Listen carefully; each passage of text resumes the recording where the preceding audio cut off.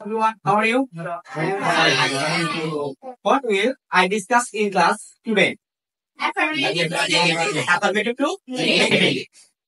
Actually means changing sentence. So at first আমরা discuss করব কি সম্পর্কে? Affirmative to negative sentence সম্পর্কে. Okay? So today I will discuss how to make an affirmative sentence into a negative sentence. So should I start? Affirmative sentence যদি only বা alone থাকে, only বা affirmative sentence only বা alone থাকলে ব্যক্তি বোঝালে only পরিবর্তে non-verb হবে।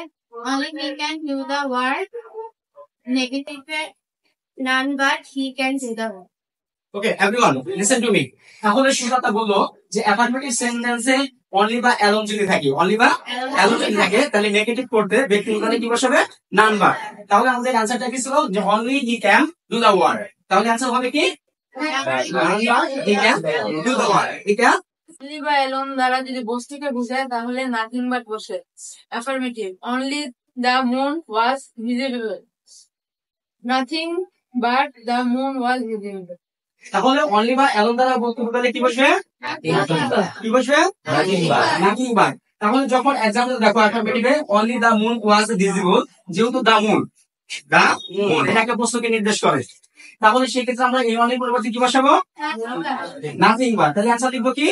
nothing but the moon was visible. The moon was visible. এখন দেখো affirmative sentence এ only বা alone দ্বারা যদি সংখ্যা বোঝায়, কি বোঝায়? সংখ্যা বোঝায়, তাহলে সেই ক্ষেত্রে আমরা কি ইউজ করতে পারি? not more than অথবা not less than. not more than অথবা not less than.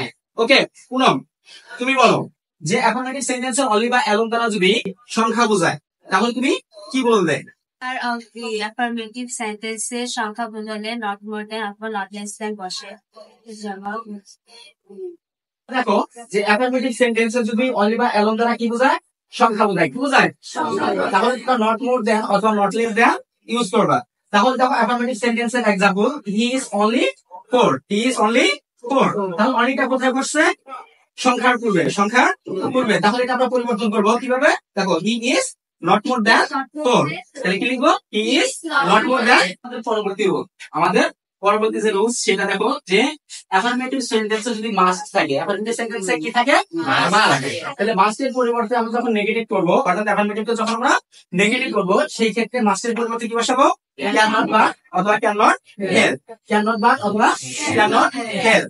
তাহলে দেখো আমাদের affirmative sentence এর एग्जांपल যদি হয় we must obey our parents, তাহলে এই মাস্টের পরিবর্তে আমরা কি ইউজ করতে পারি? cannot but অথবা cannot help. তাহলে এই প্রশ্নের অ্যানসারটা এখন অ্যানি বলবে। স্যার affirmative এ মাস্ট থাকলে আমরা cannot but ব্যবহার করব। we cannot but obey our parents. Sir affirmative sentence a must থাকলে আমরা cannot help ও ব্যবহার করতে পারি। cannot help ব্যবহার করলে আমরা ভার্বের সাথে ing যুক্ত করব, যেমন we cannot help obeying our parents. আমাদের পরবর্তী রুলস দেখো, যদি affirmative sentence এ as soon as থাকে, কি থাকে? as soon as থাকে, তাহলে সেটা আমরা নেগেটিভ করার সময় কি ইউজ করব? no sooner had ইউজ করব। no sooner had এর পরে সাবজেক্ট বসাবো, কি বসাবো? তারপরে মূল ভার্বে পাস্ট পার্টিসিপল ফর্ম, মূল ভার্বে প্লাস বাকি অংশ বসিয়ে কমার পরিবর্তে দেন ইউজ করবা। কি করব? কমার পরিবর্তে আমরা দেন ইউজ করব, প্লাস সেকেন্ড ক্লজ অর্থাৎ দ্বিতীয় যে বাক্যটা আছে সেটা আমরা বসাবো। তাহলে দেখো affirmative sentence এর যদি एग्जांपल দেখা একটা যে as soon as Bappi saw a snake he ran away, তাহলে এই एग्जांपल এর অ্যানসার কি বলবে? বাপ্পি। আর as soon as থাকলে আমরা no sooner had ইউজ করব।